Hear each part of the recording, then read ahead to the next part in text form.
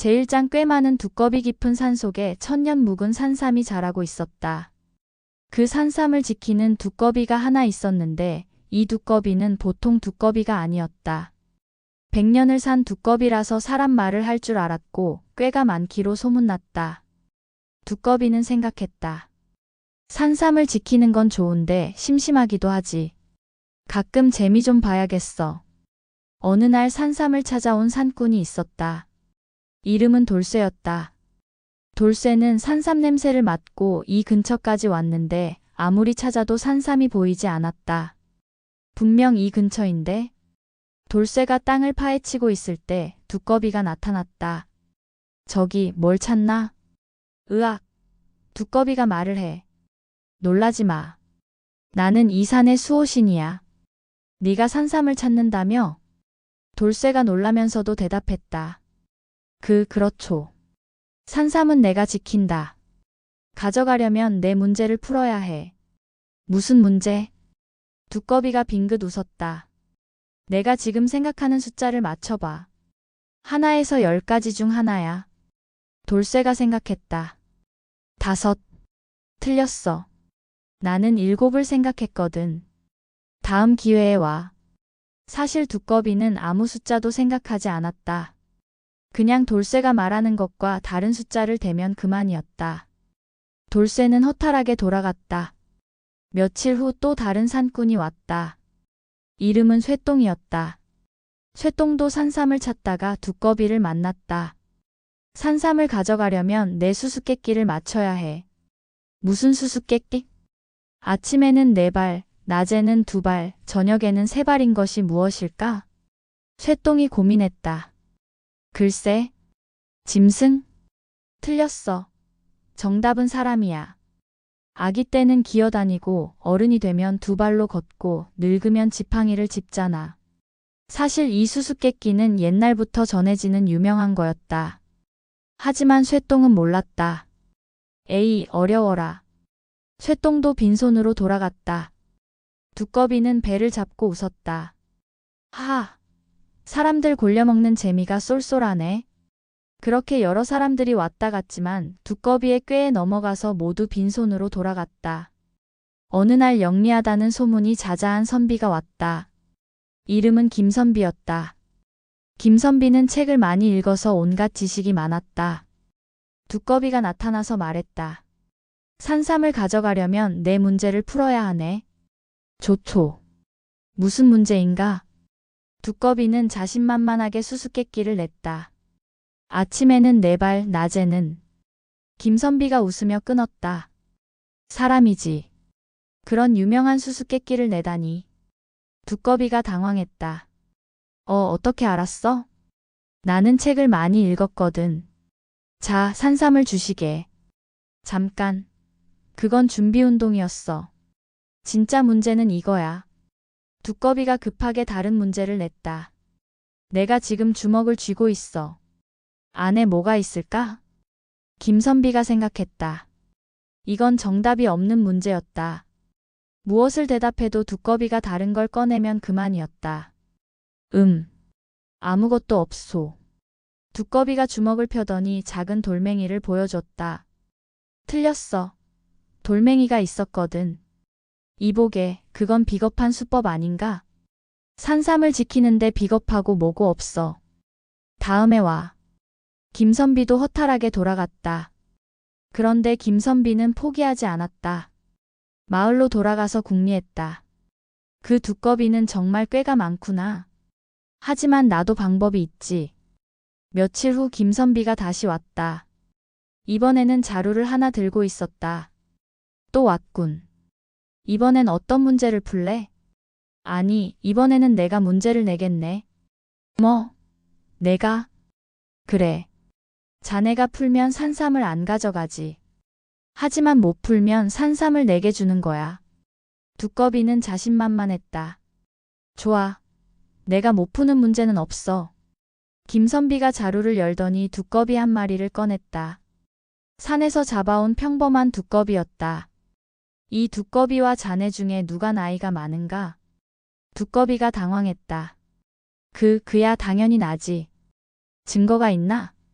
나는 100년을 살았어. 이 두꺼비도 그럴지 어떻게 아나? 증명할 수 있나?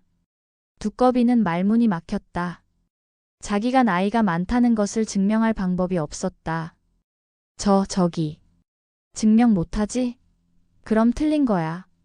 산삼을 내놓게. 잠깐. 그건 너무 억지야. 억지? 자네가 그동안 사람들에게 한 짓이 더 억지 아닌가? 두꺼비는 할 말이 없었다. 자기가 했던 짓을 생각하니 부끄러웠다. 김선비가 말했다. 이보게, 두꺼비. 나는 산삼이 필요해서 온 게 아니네. 자네가 사람들을 너무 골려먹어서 혼 좀 내주러 온 거야. 그럼 산삼을 안 가져가겠다는 거야? 그래. 대신 이제부터는 정정당당하게 산삼을 지키게. 꾀만 부리지 말고. 두꺼비는 김선비가 고마웠다. 자기를 혼내주러 왔지만 산삼은 가져가지 않겠다니 말이다.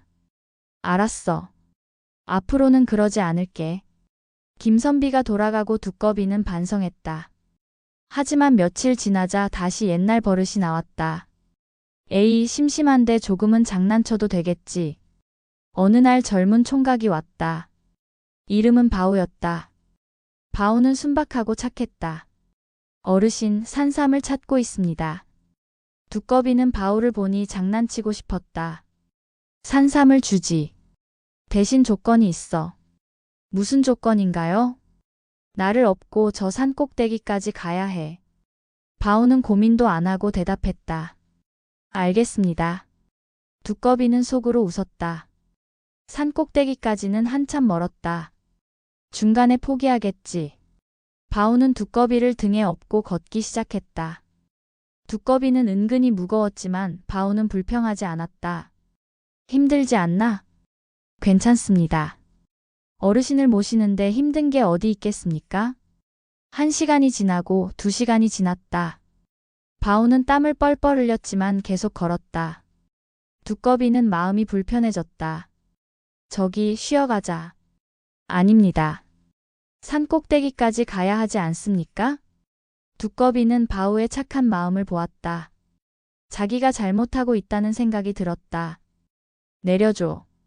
더 이상 못 가겠어. 왜요? 거의 다 왔는데? 네가 이겼어. 산삼을 가져가. 두꺼비는 바우를 산삼이 있는 곳으로 안내했다. 바우는 감사하며 산삼을 캤다. 어르신, 정말 감사합니다. 내가 미안하지. 너를 시험한 거였는데 내가 너무 착해서 마음이 아팠어. 바우가 웃었다. 괜찮습니다. 덕분에 산삼도 얻고 좋은 경험도 했습니다. 바우가 내려간 후 두꺼비는 진지하게 반성했다. 내가 너무 사람들을 놀렸구나. 이제는 정말 제대로 산삼을 지켜야겠어. 하지만 세상에는 나쁜 사람들도 있었다. 어느 날 욕심쟁이 부자가 왔다. 이름은 김부자였다. 두꺼비야, 산삼을 내놔. 산삼을 가져가려면 시험을 통과해야 해. 시험? 그런 거 필요 없어. 내가 돈을 줄 테니 그냥 내놔. 김부자가 돈을 꺼냈다. 하지만 두꺼비는 고개를 저었다.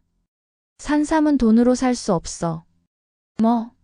이 세상에 돈으로 못 사는 게 어디 있어. 김부자가 화를 내며 두꺼비를 잡으려 했다. 두꺼비는 재빨리 도망쳤다. 이놈, 잡아라. 김부자는 하인들을 데리고 두꺼비를 쫓았다. 두꺼비는 숲속으로 도망쳤지만 사람들이 많아서 곤란했다. 그때 나타난 사람이 있었다. 김선비였다. 김선비가 약초를 캐러 왔다가 소동을 본 것이다. 여기서 무슨 일인가? 김부자가 말했다. 이 두꺼비가 산삼을 숨기고 있어. 내가 돈을 준다는데도 안 준다네. 김선비가 두꺼비를 보호하며 말했다. 산삼은 돈으로 사고 파는 게 아니네. 그리고 이 두꺼비는 산의 수호자야. 무슨 소리야? 짐승이 무슨 수호자야? 이 두꺼비는 100년을 산 영물이네. 함부로 대하면 안 돼. 김부자는 비웃었다. 영물이고 뭐고 나는 산삼만 있으면 돼. 김부자가 다시 두꺼비를 잡으려 하자 신기한 일이 일어났다. 갑자기 안개가 피어올랐다. 앞이 보이지 않을 정도로 짙은 안개였다. 뭐야, 이게. 김부자와 하인들은 안개 속에서 길을 잃었다. 빙빙 돌기만 하고 제자리에서 벗어나지 못했다. 김선비와 두꺼비는 안개의 영향을 받지 않았다. 이게 자네가 한 거야? 두꺼비가 웃었다. 나는 산의 수호자니까. 산이 나를 도와준 거지. 결국 김부자 일행은 지쳐서 산을 내려갔다. 두꺼비와 김선비는 안도했다. 고맙네, 선비. 이게 뭘. 자네가 산삼을 잘 지키고 있으니 내가 도와야지. 그날 이후로 두꺼비와 김선비는 친구가 되었다.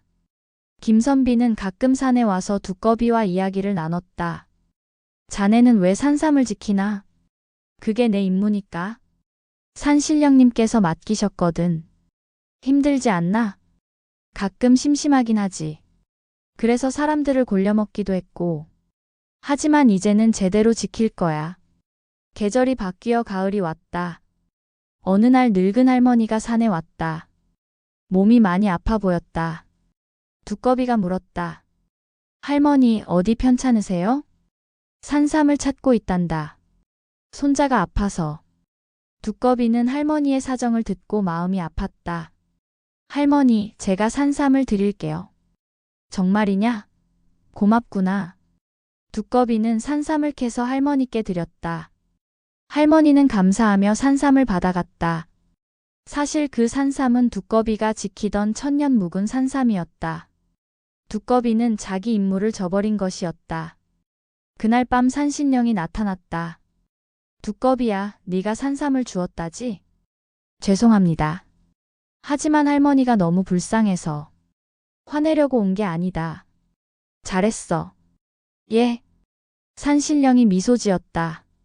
산삼은 필요한 사람에게 가야 하는 거야. 네가 욕심쟁이가 아닌 진짜 필요한 사람에게 주었으니 잘한 거지. 그럼 제 임무는?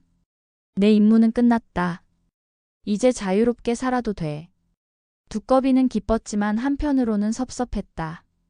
그럼 저는 뭘 하며 살아야 하나요? 네가 하고 싶은 걸 해.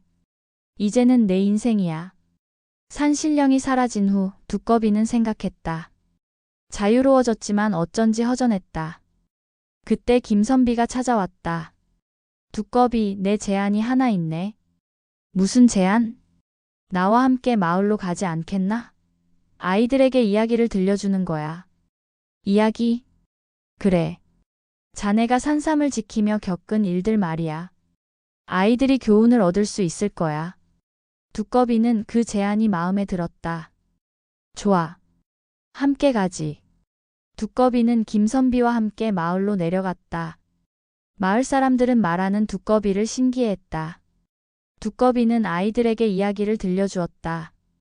자기가 어떻게 사람들을 골려먹었는지, 그리고 어떻게 반성하게 되었는지를 솔직하게 말했다. 그래서 여러분, 꾀만 부리면 안 됩니다. 정직하게 사는 게 제일이에요. 아이들이 손뼉을 쳤다. 두꺼비는 뿌듯했다. 그 후로 두꺼비는 마을의 이야기꾼이 되었다. 마을 사람들은 두꺼비를 좋아했다. 특히 아이들은 두꺼비 이야기를 듣는 것을 좋아했다.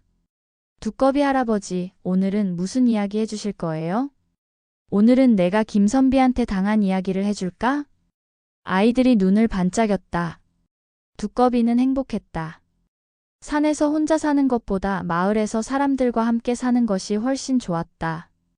김선비가 말했다. 자네 이제 후회 없지? 후회라니. 이게 내 인생 최고의 선택이야. 세월이 흘러 두꺼비는 마을의 전설이 되었다. 꽤 많았지만 결국 착해진 두꺼비 그리고 마을 아이들에게 지혜를 나눠준 두꺼비로 기억되었다. 지금도 그 마을에 가면 두꺼비 이야기가 전해진다. 꾀만 부리다가 진짜 지혜를 깨달은 두꺼비 이야기 말이다. 제2장 달래골의 새도깨비 달래골이라는 마을에 도깨비 세 형제가 살았다. 큰 도깨비, 둘째 도깨비, 막내 도깨비였다. 셋이 함께 살았지만 성격은 하늘과 땅 차이였다. 큰 도깨비는 욕심이 많았다. 뭐든지 자기가 제일 많이 가져야 직성이 풀렸다. 밥을 먹어도 제일 많이, 잠을 자도 제일 좋은 자리에서 잤다. 둘째 도깨비는 착했다. 남이 어려우면 자기 것을 나눠주고 힘든 일이 있으면 먼저 나서서 도왔다. 형제들이 싸우면 중간에서 말렸다. 막내 도깨비는 장난꾸러기였다. 하루도 장난 안 치는 날이 없었다. 형들 골려먹는 게 낙이었다. 어느 날 형제들이 배가 고팠다. 큰 도깨비가 말했다. 우리 사람 마을에 가서 밥을 얻어먹자. 좋아. 셋이 마을로 내려갔다. 마침 어느 집에서 제사를 지내고 있었다. 제사상에 음식이 가득했다. 큰 도깨비가 군침을 흘렸다. 저 음식들 좀 봐. 우리가 가져와야겠어. 둘째 도깨비가 말렸다. 안 돼. 제사 음식은 조상님께 올리는 거야. 가져오면 벌 받아. 에이, 괜찮아. 조금만 가져오면 몰라. 큰 도깨비가 몰래 제사상에 다가갔다. 그런데 막내 도깨비가 장난을 쳤다. 큰형 뒤에서 갑자기 소리쳤다. 으악! 귀신이다. 큰 도깨비가 깜짝 놀라서 제사상을 엎어버렸다. 음식이 와르르 쏟아졌다. 집주인이 놀라서 나왔다. 누구야? 도깨비 삼형제는 황급히 도망쳤다. 큰 도깨비가 막내를 쫓아가며 소리쳤다. 이놈아, 네가 왜 그랬어? 재미있잖아. 큰형 놀란 얼굴 진짜 웃겼어. 이놈을 두고 볼 수가 없어. 둘째 도깨비가 말렸다. 그만해. 다들 배고프니까 다른 데 가보자. 셋은 다른 집으로 갔다. 이번에는 부자 집이었다. 곳간에 쌀이 가득했다. 큰 도깨비가 눈이 반짝였다. 와, 저 쌀 좀 봐. 우리가 다 가져가자. 다? 그건 너무해. 조금만 가져가자. 둘째 도깨비가 말했지만 큰 도깨비는 듣지 않았다. 안 돼. 다 가져가야 해. 큰 도깨비가 도깨비 방망이를 꺼냈다. 둘째 도깨비도 방망이가 있었고 막내 도깨비도 작은 방망이를 가지고 있었다. 요술 방망이야, 쌀을 우리 집으로. 큰 도깨비가 방망이를 두드렸다. 그런데 막내 도깨비가 또 장난을 쳤다. 큰형이 방망이를 두드리는 순간 살짝 건드렸다. 그러자 쌀이 마을 전체로 흩어졌다. 가난한 집, 부자 집 할 것 없이 모든 집에 쌀이 조금씩 나눠졌다. 아, 내 쌀. 큰 도깨비가 울부짖었다. 하지만 이미 늦었다. 둘째 도깨비가 웃었다. 이게 더 좋은 것 같은데? 마을 사람들이 모두 기뻐하잖아. 내 것도 아닌데 왜 나눠줘? 큰 도깨비가 화를 냈지만 막내 도깨비는 깔깔 웃었다. 큰형, 욕심내면 안 돼. 형제들은 빈손으로 돌아왔다. 여전히 배가 고팠다. 둘째 도깨비가 말했다. 내가 가서 음식을 얻어올게. 어떻게? 정직하게 부탁하는 거지. 둘째 도깨비는 한 농가로 갔다. 문을 두드리고 정중하게 말했다. 저는 산에 사는 도깨비입니다. 배가 고픈데 밥 한 끼만 얻어먹을 수 있을까요? 집주인 할머니가 나왔다. 도깨비를 보고도 놀라지 않았다. 아이고, 배가 고프구나. 들어와서 먹어라. 할머니는 따뜻한 밥과 반찬을 차려주었다.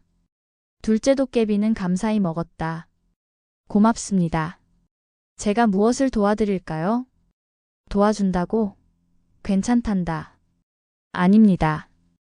받은 만큼 베풀어야죠.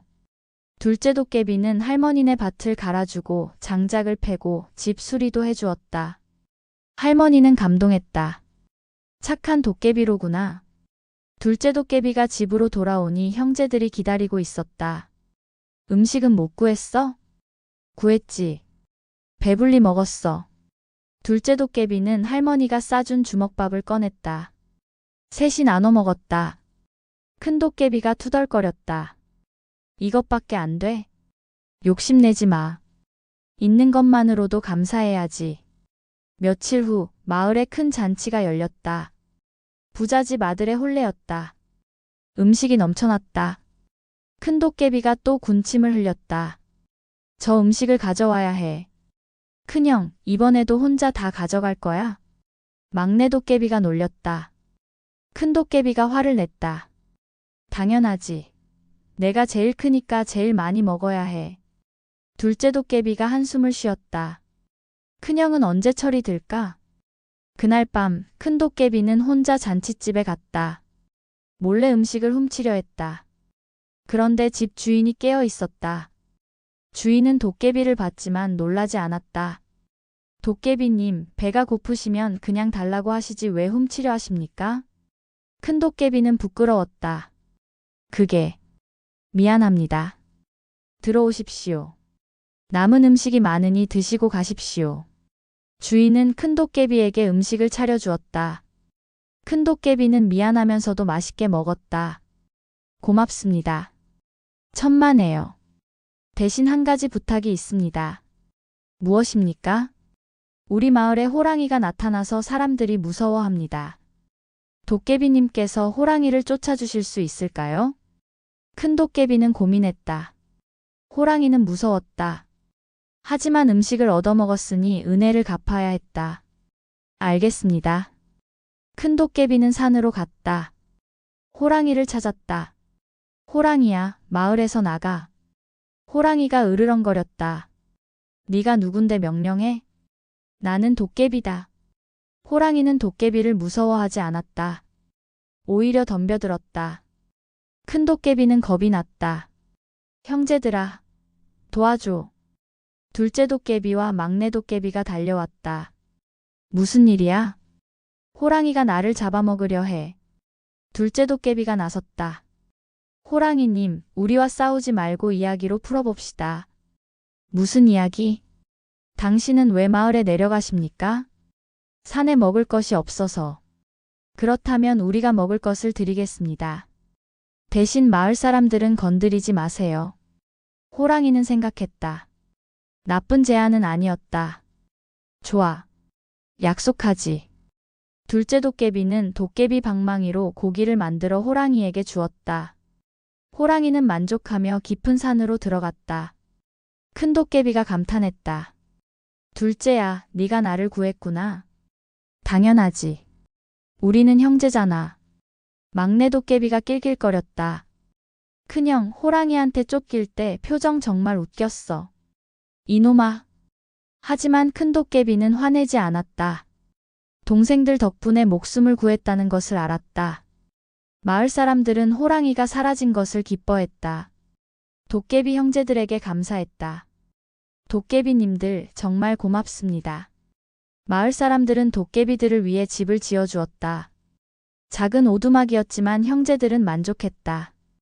이제 우리도 제대로 된 집이 생겼어.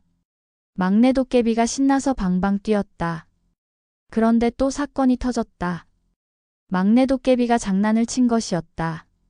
마을 이장의 수염을 몰래 잘랐다. 이장이 화를 냈다. 누가 내 수염을 자른 거야? 막내 도깨비가 웃으며 도망쳤다. 재미있다. 이장이 도깨비 형제들을 찾아왔다. 막내 도깨비가 내 수염을 잘랐어. 큰 도깨비와 둘째 도깨비가 막내를 혼냈다. 막내야, 너무 심한 장난이야. 미안해. 막내 도깨비는 반성했다. 이장에게 사과하고 수염이 자랄 때까지 이장 일을 도와주기로 했다. 며칠 후 마을에 가뭄이 들었다. 비가 오지 않아서 논밭이 말라갔다. 큰 도깨비가 말했다. 우리가 비를 내리게 할 수 있을까? 둘째 도깨비가 고개를 저었다. 우리는 그런 능력이 없어. 그럼 어떻게? 막내 도깨비가 아이디어를 냈다. 우리가 용왕님께 부탁하자. 용왕님? 응. 강에 용왕님이 산다잖아. 가서 빌어보자. 도깨비 삼형제는 강으로 갔다. 강가에서 정성껏 기도했다. 용왕님, 부디 마을에 비를 내려주세요. 하지만 아무 일도 일어나지 않았다. 큰 도깨비가 투덜거렸다. 안 되잖아. 그때 둘째 도깨비가 말했다. 용왕님께 뭔가 드려야 하지 않을까? 뭘 드려? 우리의 소중한 것. 둘째 도깨비는 자기 도깨비 방망이를 강에 던졌다. 용왕님, 이 방망이를 드립니다. 대신 마을에 비를 내려주세요. 큰 도깨비가 놀랐다. 둘째야, 내 방망이를. 괜찮아. 마을 사람들이 더 중요해. 그러자 강물이 일렁이더니 용왕이 나타났다.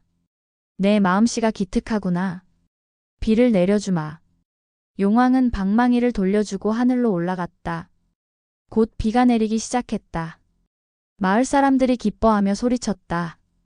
비대야, 비가 온다. 도깨비 형제들도 빗속에서 춤을 췄다. 그날 이후로 큰 도깨비는 변했다. 욕심을 줄이고 나눔을 배웠다. 둘째야, 네가 옳았어. 나누는 게 더 행복하구나. 둘째 도깨비가 웃었다. 이제야 깨달았어? 막내 도깨비도 장난을 조금 줄였다. 사람들이 즐거워하는 장난만 쳤다. 가을이 되자 마을에 풍년이 들었다. 사람들은 도깨비 형제들에게 감사했다. 도깨비님들 덕분입니다.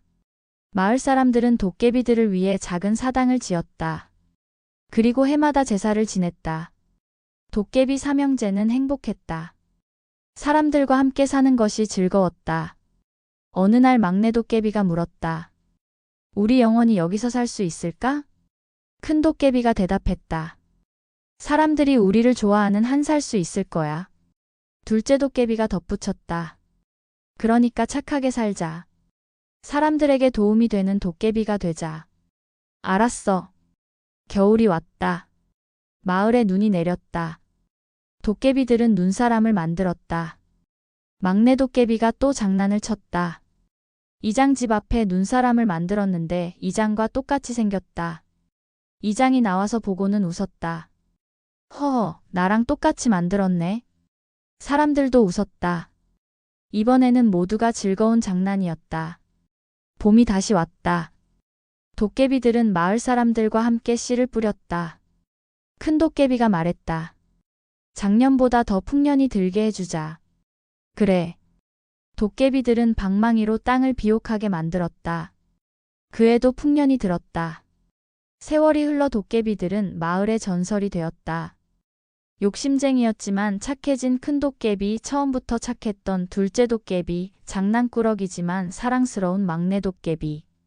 사람들은 도깨비 이야기를 대대로 전했다. 아이들은 그 이야기를 들으며 자랐다. 할아버지, 도깨비들은 지금도 있어요? 그럼 우리 마을을 지켜주고 계시지. 어디 계세요? 보이지 않지만 항상 우리 곁에 계신단다. 아이들은 고개를 끄덕이며 하늘을 올려다보았다. 지금도 달래골 마을에 가면 작은 사당이 있다. 도깨비 삼형제를 모신 사당이다. 마을 사람들은 해마다 제사를 지내고 감사를 표한다. 그리고 가끔, 정말 가끔 밤에 이상한 소리가 들린다. 큰형, 그건 내 거야. 네가 먼저 가져갔잖아. 둘 다 그만 싸워. 도깨비 삼형제는 지금도 달래골에서 살고 있다. 때로는 싸우고 때로는 화해하고 항상 마을을 지키면서 말이다. 그것이 달래골의 새 도깨비 이야기다. 성격은 다르지만 마음은 하나인 형제들의 이야기다. 제3장 대추나무 아래 소원. 어느 산골 마을에 큰 대추나무가 한 그루 있었다. 100년도 넘은 나무라서 키가 하늘을 찌를 듯 높았고 가지는 사방으로 퍼져서 그늘이 넓었다. 마을 사람들은 그 나무를 신령한 나무라고 여겼다. 특히 아이를 낳지 못하는 부부들이 그 나무 아래서 100일 동안 정성껏 빌면 아이를 얻는다는 전설이 있었다. 마을에 7년째 아이가 없는 부부가 살았다. 남편 이름은 영식이요, 아내 이름은 복순이었다. 두 사람은 아이를 무척 원했지만 아이가 생기지 않았다. 마을 사람들은 수군거렸다. 저 집은 아이가 없으니 대가 끊기겠네. 참 안 됐어. 복순이는 그런 말을 들을 때마다 가슴이 아팠다. 영식이도 아내를 보며 마음이 무거웠다. 어느 날 마을 할머니가 복순이에게 말했다. 대추나무에 가서 빌어보거라. 대추나무요? 그래, 마을 어귀에 있는 큰 대추나무 말이야. 거기서 100일 동안 정성껏 빌면 아이를 얻는다는 전설이 있단다. 복순이는 반신반의했지만 해볼만 했다. 그날부터 복순이는 매일 새벽 대추나무 아래로 갔다. 대추나무님, 제발 저희에게 아이를 점지해 주세요. 복순이는 정화수를 떠놓고 절을 올렸다. 하루도 빠짐없이 갔다. 한 달이 지났다. 아무 변화가 없었다. 하지만 복순이는 포기하지 않았다. 2달이 지났다. 여전히 아무 일도 없었다. 마을 사람들이 말했다. 소용없을 거야. 하지만 영식이는 아내를 믿었다. 당신이 하는 일이라면 반드시 이루어질 거요. 3달째가 되었을 때였다. 복순이가 대추나무 아래서 절을 하는데 바람이 불었다. 대추나무 잎들이 바스락거렸다. 마치 나무가 말을 거는 것 같았다. 복순아. 복순이가 깜짝 놀라 고개를 들었다. 대추나무에서 희미한 빛이 났다. 그 빛 속에서 할머니 한 분이 나타났다. 누구세요? 나는 이 대추나무의 정령이란다. 너의 정성이 가상하여 나타났다. 정령님. 복순이가 다시 절을 했다. 내 소원을 들어주마. 하지만 조건이 있다. 무슨 조건이든지요. 아이를 얻으면 이 대추나무를 평생 소중히 여겨야 한다. 그리고 아이가 자라면 이 나무 아래에서 다른 사람들을 도와야 한다. 네, 그렇게 하겠습니다. 정령이 미소 지으며 사라졌다. 대추나무가 잠시 환하게 빛나더니 다시 평범한 나무가 되었다. 복순이는 집으로 돌아가서 영식이에게 말했다. 여보, 정령님을 만났어요. 영식이는 믿을 수 없었지만 아내의 눈빛을 보고 알았다. 무언가 특별한 일이 일어난 것을. 100일이 되던 날 복순이는 마지막 절을 올렸다. 정령님, 100일 기도를 마쳤습니다. 감사합니다. 그날 밤 복순이는 꿈을 꾸었다. 대추나무에서 아름다운 대추 하나가 떨어졌다. 복순이가 그것을 먹으니 온몸이 따뜻해졌다. 꿈에서 깨어난 복순이는 이상한 느낌을 받았다. 뭔가 달라진 것 같았다. 한 달 후 복순이는 임신한 것을 알았다. 영식이가 기뻐하며 아내를 안았다.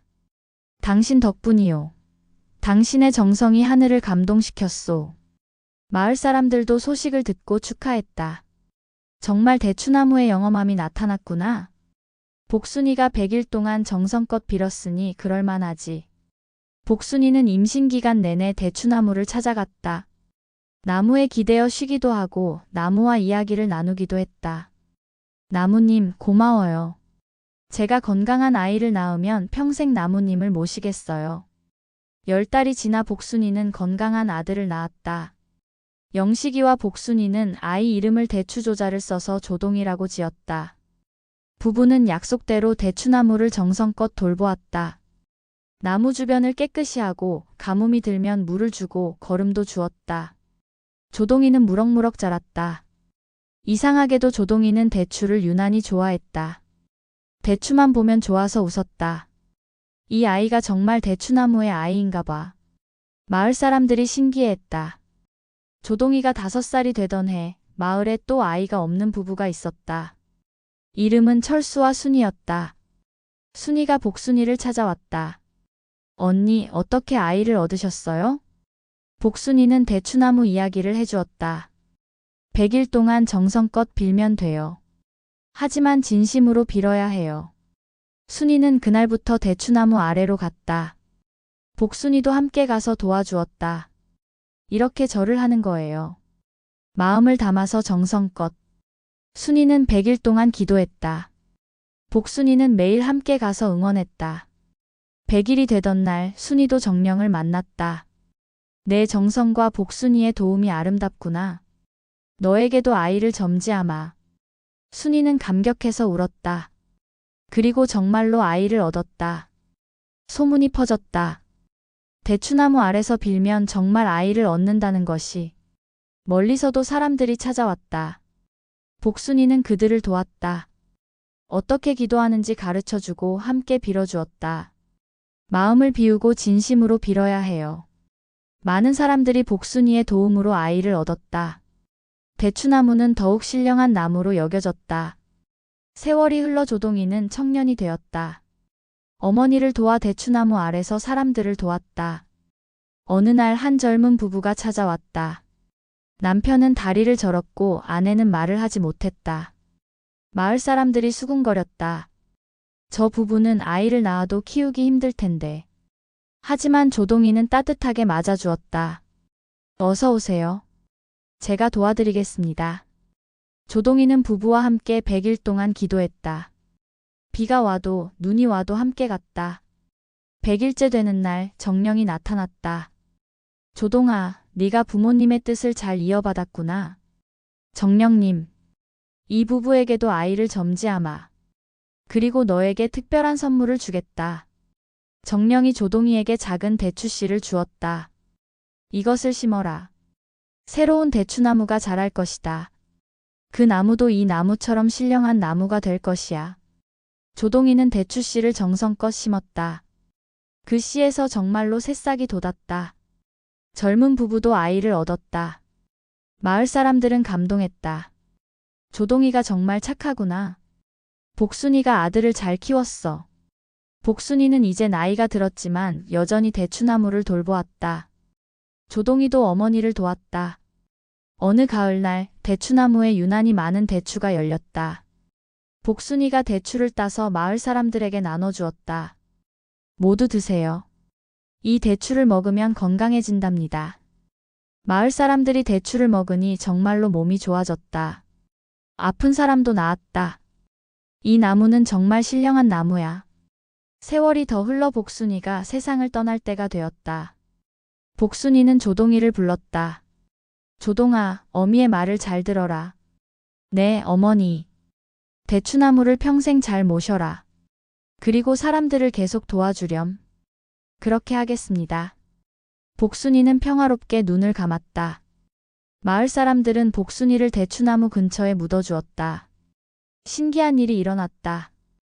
복순이의 무덤 위에서 작은 대추나무가 자라기 시작했다. 마을 사람들은 그것이 복순이의 혼이라고 믿었다. 조동이는 어머니의 뜻을 이어받아 평생 대추나무를 지켰다. 그리고 아이를 원하는 부부들을 도왔다. 조동이도 장가를 가서 아이를 낳았다. 아들이었는데 이름을 대실이라고 지었다. 대추나무의 열매라는 뜻이란다. 대실이도 자라서 할아버지와 아버지의 뜻을 이어받았다. 이렇게 3대가 대추나무를 지켰다. 그리고 수많은 부부들이 아이를 얻었다. 마을에는 이제 아이가 없는 집이 거의 없었다. 모두 대추나무 덕분이었다. 마을 사람들은 해마다 대추나무 제사를 지냈다. 떡과 과일을 바치고 감사의 절을 올렸다. 어느 해 큰 태풍이 왔다. 나무들이 부러지고 집들이 무너졌다. 하지만 대추나무만은 꿋꿋이 서 있었다. 대추나무가 마을을 지켜주신 거야. 사람들은 더욱 대추나무를 신성하게 여겼다. 세월이 흘러 현대가 되었다. 마을에도 변화가 왔다. 새로운 집들이 들어서고 차들이 다니기 시작했다. 어느 날 마을 개발 계획이 나왔다. 대추나무가 있는 자리에 도로를 내야 한다는 것이었다. 대추나무를 베어야 합니다. 마을 사람들이 반대했다. 안 됩니다. 그 나무는 우리 마을의 수호신입니다. 하지만 개발을 해야 마을이 발전합니다. 논쟁이 이어졌다. 조동이의 증손자가 나섰다. 제발 나무를 지켜주십시오. 이 나무는 우리 조상들의 역사입니다. 결국 마을 사람들의 뜻이 받아들여졌다. 도로는 대추나무를 피해서 났다. 대추나무는 살아남았다. 지금도 그 마을에 가면 큰 대추나무를 볼 수 있다. 수백 년을 산 나무다. 나무 아래에는 작은 사당이 있다. 사당에는 복순이의 위패가 모셔져 있다. 대추나무를 처음 신성하게 여긴 사람이라는 뜻에서였다. 지금도 아이를 원하는 부부들이 찾아온다. 나무 아래서 기도하고 소원을 빈다. 그리고 신기하게도 많은 부부들이 아이를 얻는다고 한다.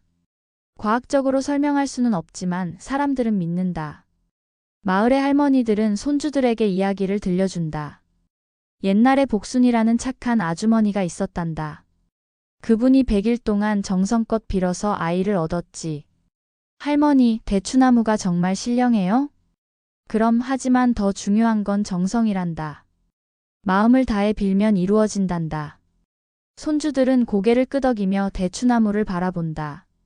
가을이 되면 대추나무에 대추가 주렁주렁 열린다. 마을 사람들이 대추를 따서 나눠 먹는다. 이 대추를 먹으면 복을 받는데. 사람들은 대추를 소중히 먹는다. 그리고 감사한다. 밤이 되면 대추나무가 달빛을 받아 은은하게 빛난다. 마치 신령이 깃들어 있는 것 같다. 바람이 불면 나뭇잎들이 바스락거린다. 그 소리가 마치 노래 같다. 복순이의 목소리 같기도 하고 정령의 목소리 같기도 하다. 마을 사람들은 그 소리를 들으며 평안을 느낀다. 대추나무가 여전히 마을을 지키고 있다는 것을 안다. 어느 봄날 한 젊은 부부가 대추나무를 찾았다. 조동이의 후손이 그들을 맞았다. 어서 오세요. 무엇을 도와드릴까요? 아이를 간절히 원합니다. 그렇다면 이리 오세요. 제가 기도하는 법을 가르쳐 드리겠습니다. 후손은 부부를 대추나무 아래로 안내했다. 그리고 정성껏 기도하는 법을 알려주었다. 마음을 비우고 진심으로 빌어야 합니다. 100일 동안 하루도 빠짐없이요. 부부는 고개를 끄덕였다. 그날부터 100일 기도를 시작했다. 대추나무는 오늘도 그 자리에 서 있다. 수백 년 동안 수많은 사람들의 소원을 들어주며 서 있다. 그리고 앞으로도 계속 서 있을 것이다. 사람들이 소원을 빌고 정성을 다하는 한 말이다. 그것이 대추나무 아래 소원의 이야기다. 정성과 믿음 그리고 사랑이 만들어낸 아름다운 전설이다. 제사장 장터에 신발 할아비 장터가 유명한 고을에 신발을 고치는 늙은 할아버지가 있었다. 사람들은 그를 신발 할아비라고 불렀다. 할아버지는 장터 한 구석에 자리를 잡고 헌 신발을 고쳐주었다. 할아버지의 솜씨는 기가 막혔다. 아무리 낡은 신발도 새 것처럼 만들었다. 하지만 가난했다. 돈을 많이 받지 않았기 때문이었다.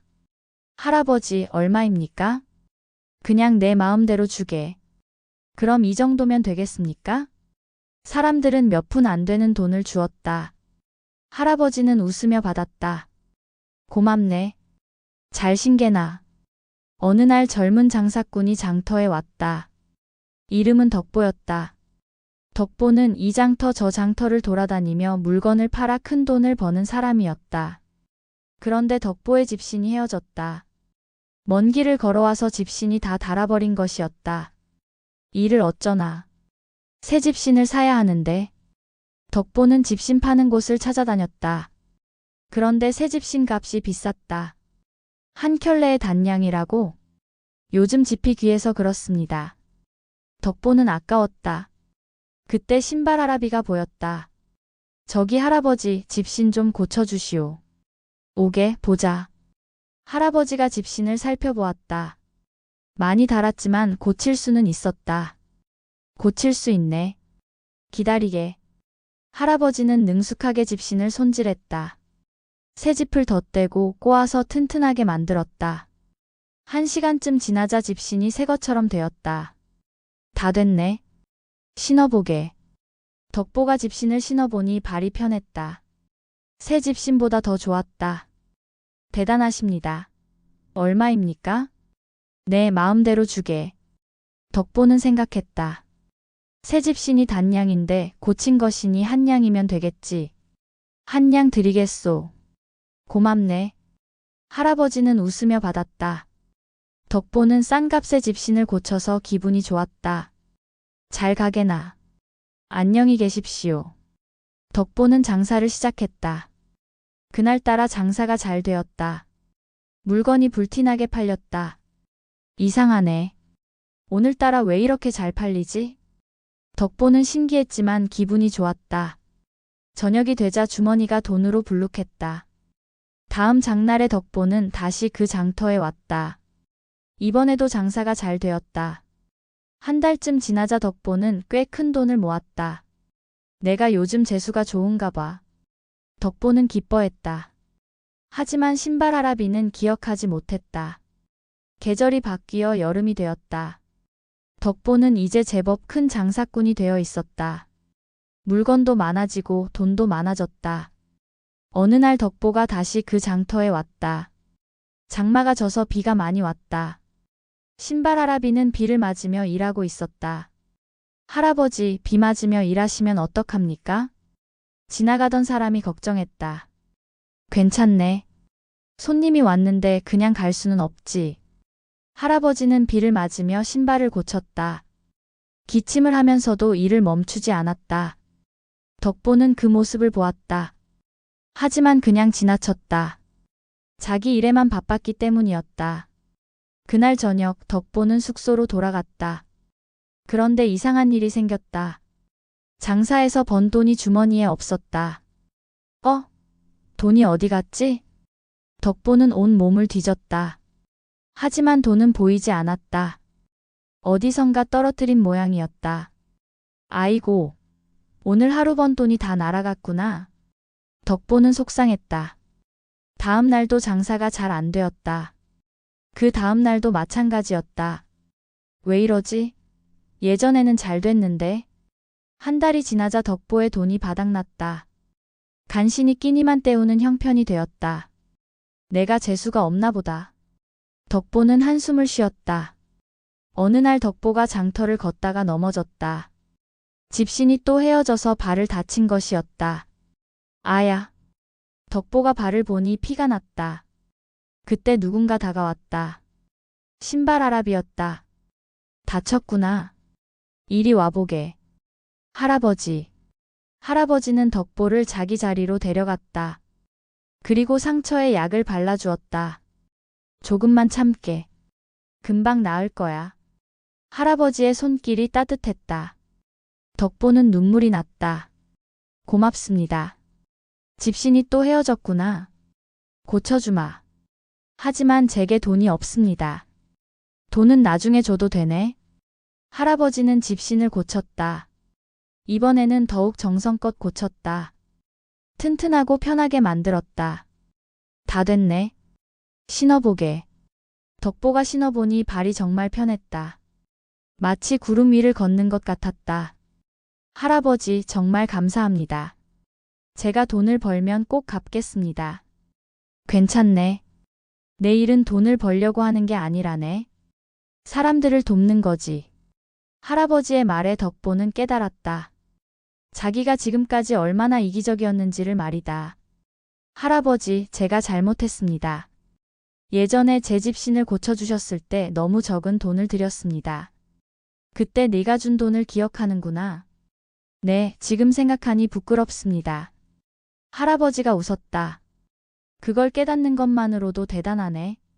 많은 사람들은 평생 깨닫지 못하지. 제가 어떻게 하면 될까요? 네가 받은 만큼 베풀면 되네. 남을 도우며 살아가게. 덕보는 그날부터 달라졌다. 장사를 해도 욕심을 부리지 않았다. 적당한 이익만 남기고 싸게 팔았다. 그러자 신기한 일이 일어났다.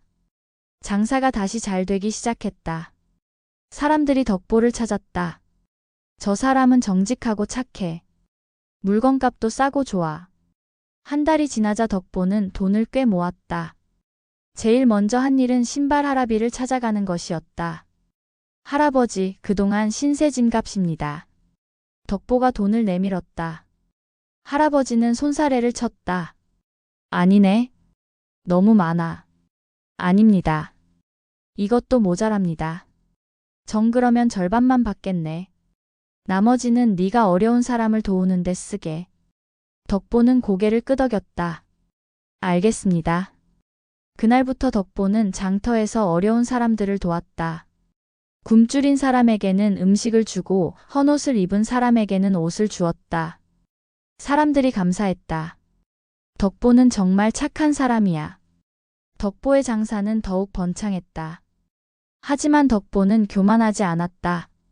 늘 겸손했고 늘 베풀었다. 어느 겨울날 눈이 많이 왔다. 신발 할아비가 추위에 떨고 있었다. 덕보가 달려가서 자기 외투를 벗어 덮어드렸다. 할아버지, 이거 입으세요. 아니네. 네가 추울 텐데.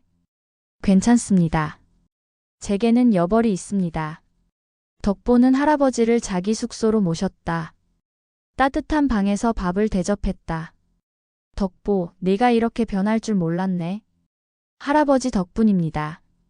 할아버지께서 제게 가르침을 주셨습니다. 내가 뭘 가르쳤나? 베푸는 삶을 가르쳐 주셨습니다. 할아버지가 흐뭇하게 웃었다. 다음 날 할아버지가 덕보에게 말했다. 덕보야, 내가 내게 선물을 하나 주겠네. 선물이요? 할아버지가 작은 주머니를 꺼냈다. 이 주머니는 특별한 주머니라네. 내가 베푼 만큼 채워지는 주머니지. 그게 무슨 뜻입니까?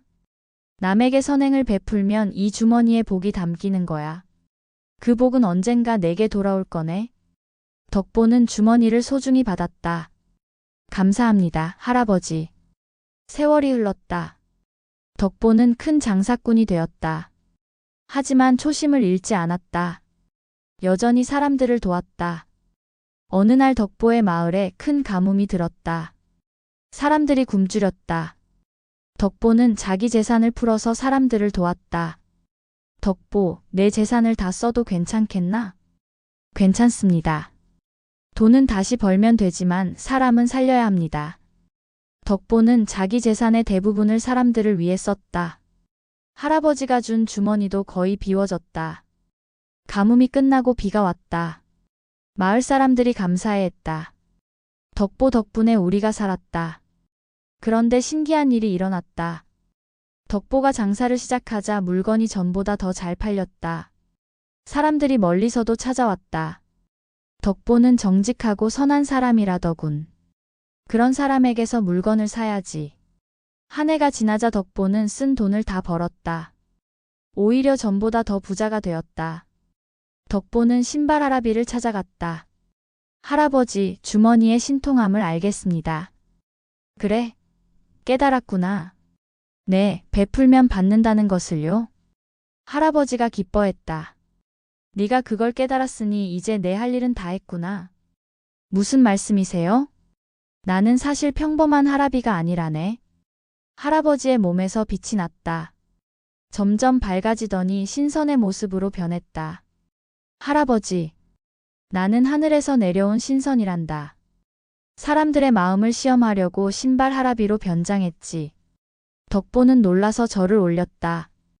그동안 제게 가르침을 주셔서 감사합니다. 네가 배움을 잘 받아들였기에 가능했지.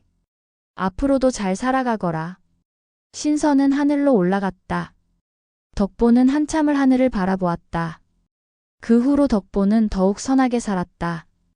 자기가 받은 가르침을 다른 사람들에게도 전했다. 베풀며 살아야 합니다. 그래야 진정한 복을 받습니다.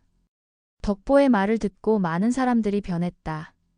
장터는 점점 따뜻한 곳이 되었다. 세월이 흘러 덕보도 늙었다. 덕보는 자기 재산을 모두 가난한 사람들을 위해 썼다. 학교를 짓고 병원을 짓고 고아원을 지었다. 할아버지, 왜 그렇게 많이 베푸세요? 손자가 물었다. 덕보가 대답했다. 옛날에 신발 할아비에게서 배운 게 있단다. 베푸는 것이 진정한 부자가 되는 길이라는 것을. 신발 할아비요? 덕보는 손자에게 이야기를 들려주었다. 어떻게 자기가 변하게 되었는지를 말이다. 손자는 눈을 반짝이며 들었다. 저도 할아버지처럼 베풀며 살고 싶어요. 그래, 그렇게 살아라. 그것이 행복한 삶이란다.